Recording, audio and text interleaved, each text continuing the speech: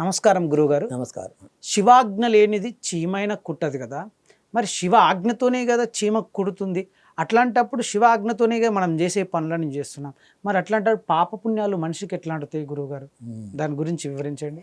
ఆధ్యాత్మికమైనటువంటి ఒక ఉదాత్తమైనటువంటి ప్రశ్న. దేహో దేవాలయ ప్రోక్తో జీవోదేవ సనాతన చదేత్ అజ్ఞాన నిర్మాల్యం సోహం భావేన పూజయేత్.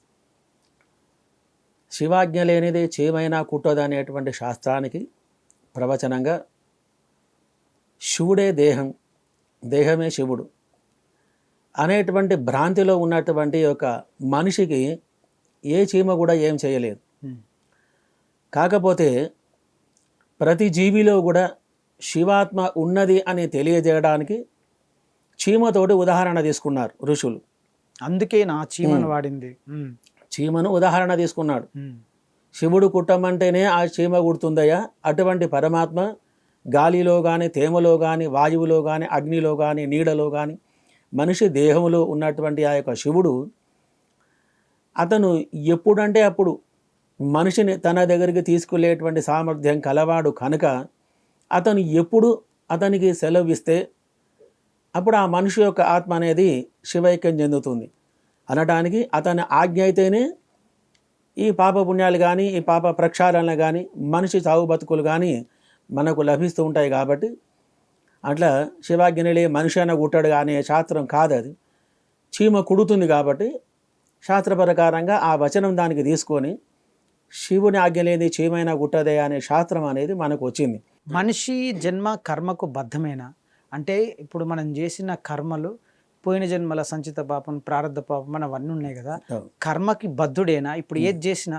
మరి అట్లాంటప్పుడు కాశీలో మునిగితే మనం చేసిన పాపాలన్నీ పోతాయి, గయాలో మునిగితే మన పాపాలన్నీ పోతాయి, నాసిక్ కుషావర్తిలో కుంభమేళ జరుగుతుంది దానిలో మునిగితే పాపాలన్నీ పోతాయి అన్నప్పుడు మరి పాపాలు చేసి అందులో మునగొచ్చు కదా, మరి కర్మ మనకి ఎందుకు అంటాలి? అదే విషయము. ఇప్పుడు పరమేశ్వరుడు ఏం చెప్తున్నాడంటే పూర్వజన్మ కృతం పాపం వ్యాధి రూపేణ పీడిత. పూర్వజన్మంలో చేసుకున్నటువంటి పాపపుణ్యాలు ఏవైతే ఉన్నాయో అవి పోడగొట్టుకోవడానికి, కొద్దిగానైనా వాటిని ప్రక్షాళన చేసుకోవడానికి గంగానది స్థానం, పుణ్యతీర్థ స్థానం, కాశీ, గయ ఈ విధంగా పుణ్యక్షేత్రాలను సందర్శించడం వలన కొంతనైనా సంచిత పాప జన్మం అనేది కర్మలన్నీ తొలగిపోయి ఈ జన్మలో మంచి చేసుకోవడానికి అవకాశం ఉంటుంది కదా అని తీర్థయాత్రలన్నీ పెట్టారు. ఇక ఈ విషయం తెలుసుకొని గంగల మునిగితే పాపం పోతుందంటే వాడు గడ్డలతో నరికేసి తక్కువ గంగా నదికి వెళ్ళి ఫ్లైట్లో వెళ్ళి స్నానం చేస్తే ఆ పాపం పోయింది కదండి భగవతుడే అంటున్నాడు కదా. ఇవన్నీ మళ్ళీ తిరిగి అవే పాపాలు మళ్ళీ అదే చేస్తుంటాడు కదా. ప్రాయచిత్తం తర్వాత అది చేయకూడదని తెలిసినా మనిషి చేసే పనులన్నీ ఇలాగే ఉంటాయి. పాపం పోతుందని తెలిసింది కదా అతనికి. గంగాలో మునిగితే పాపం అవుతుంది అనడానికి వాడు నరికేసినాడు, లేకుంటే ఆడపిల్లనే రేపు చేసి ఉండే, అది పాపం మనకు సంబంధించింది. తీరా అక్కడికి వెళ్ళి వాడు ఫ్లైట్ ఎక్కుతాడు, గంగలో మునిగొస్తాడు, నాకు పాపం వెళ్ళండి పరమేశ్వరుడు చెప్పిండు కదా, నేను చేసిన పాపం తొలగిపోతుంది కదా. మరి ఆయన గురుగారే చెప్పాడు కదా గంగలో మునిగితే పాపం పోతుంది, కోటి జన్మ పాపం కృతం పాపం అని చెప్తున్నాడు కదా అనేటువంటి విషయం అతను మరి హేతువాదన చేయొచ్చు. మరి కాబట్టి సంచిత పాపాలు అంటే చేసుకున్నటువంటి పాపాలు, మనం ఏదైతే చేసుకొని పాపం చేసుకొని ఈ జన్మోత్తి అనుభవిస్తున్నామో ఆ పాపం వలన అటువంటి పాపాలు కొన్ని నశిస్తే ఈ జన్మలో కొద్దిగా పుణ్యం కలుగుతుంది.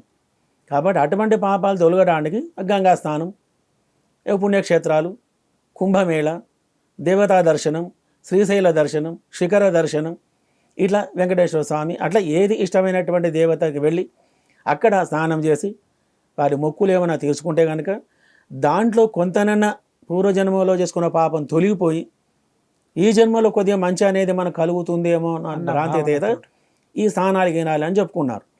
బట్ అంతేగాని ఇక ఇది పాపం పోతుంది కానీ చెప్పని ఇష్టం వచ్చిన పాపాలని చేసుకుంటూ కూర్చొని మళ్ళీ పోయి ప్రాయచిత్తంగా మునిగి వచ్చి మళ్ళీ యథావిధిగా చేసుకోవడం, మళ్ళీ యథావిధిగా మళ్ళీ పాపాలు చేయడం, మళ్ళీ భూములు లాక్కోవడం, ఇవన్నీ పాపాలు చేసేస్తుండే పాపం ఎక్కడైపోతుంది? అది కాదు. కాబట్టి అంటే ఎవరైనా కర్మకు అనుభవించాలి, అనుభవించింది ఏం లేదు, అనుభవించేంత వరకు అది అనుభవించేంత వరకు తీరదు. మరి అది తీరాలంటే కొన్ని పుణ్యకర్మాలు ఇప్పుడు చేయాలి, ఈ జన్మలో చేయాలి, చేసుకుంటే మంచి అనేది జరుగుతుంది. చాలా చక్కగా వివరించారు గురుగారు. కర్మ, కర్మబద్ధం గురించి, వాటి గురించి చక్కగా వివరించారు. ధన్యవాదాలు.